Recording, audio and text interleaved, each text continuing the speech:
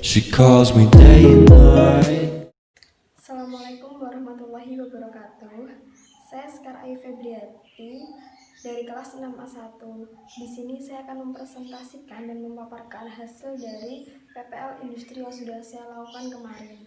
Saya melakukan PPL industri atau observasi di suatu rumah produksi yang bernama Astari Hijab.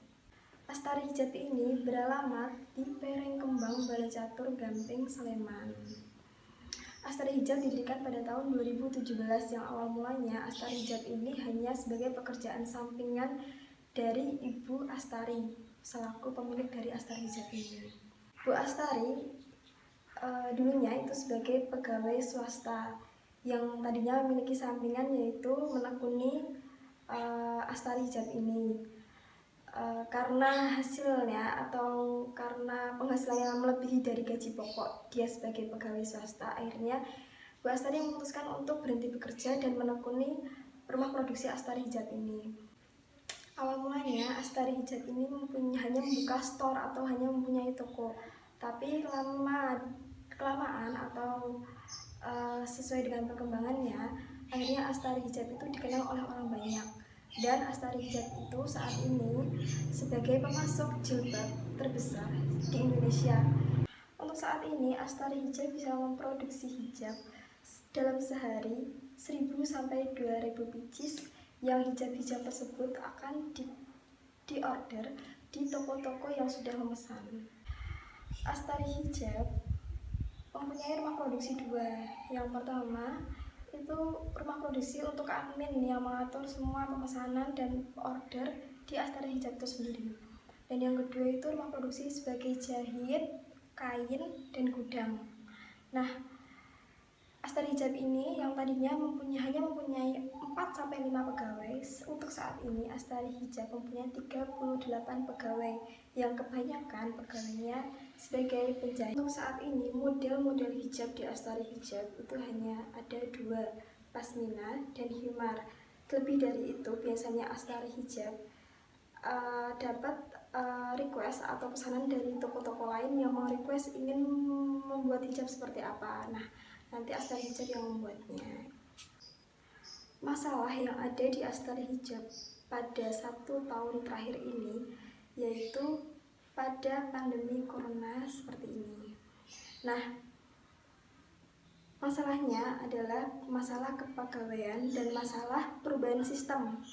Yang tadinya pegawai atau penjahit itu biasa menjahitkan jilbabnya di rumah produksi, ini diubah sistem menjadi sistem borongan, yang penjahit ada sebagai penjahit yang hijabnya itu bisa dijahit di rumah atau dia bisa bekerja di rumah. Nah, nanti pihak Astari ini membawakan mesin jahit untuk dibawa ke rumah pegawai tersebut dengan perjanjian yang sudah dilakukan, seperti tidak boleh menjahitkan kostum atau barang atau pakaian milik pihak lain dan tidak boleh membuka pesanan jahitan. Masalah kepegawaiannya yang dihadapi Astari Hijab dengan perubahan sistem ini yaitu ada beberapa pegawai yang melakukan borongan atau yang tadinya pekerjaan itu yang harus dilakukan di rumah produksi yang akhirnya harus dibawa pulang. Ada beberapa karyawan atau pegawai yang menyepelekan, tidak mencapai target yang harusnya dia misal mencapai sehari bisa menjahit jilbab sampai 100, pegawai hanya bisa menjahit kurang dari 100. Seperti itu.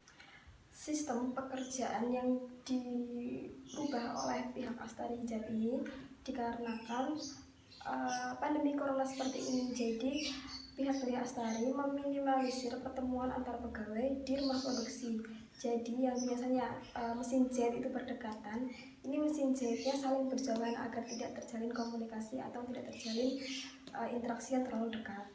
Maka dari itu sebagian dari pegawai yang biasanya menjahit di rumah produksi itu dibiarkan atau diperbolehkan menjahit pekerjaan atau menjahit hijabnya di rumah. Permasalahan lain di rumah produksi Astari Hijab ini yaitu menurunnya produksi hijab di rumah produksi tersebut. Nah, untuk penanggulanginya, rumah produksi Astari Hijab ini membuat masker yang unik dan yang lebih modern lagi untuk dipakai sehari-hari sesuai dengan masa pandemi corona seperti ini.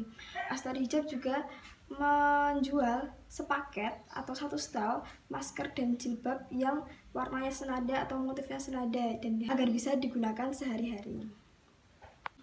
Nah, untuk penyelesaian masalah dari perubahan sistem tadi, itu biasanya pihak dari Astari Hijab itu menggunakan per kepala dari divisi-divisi pekerjaan yang sudah dilakukan.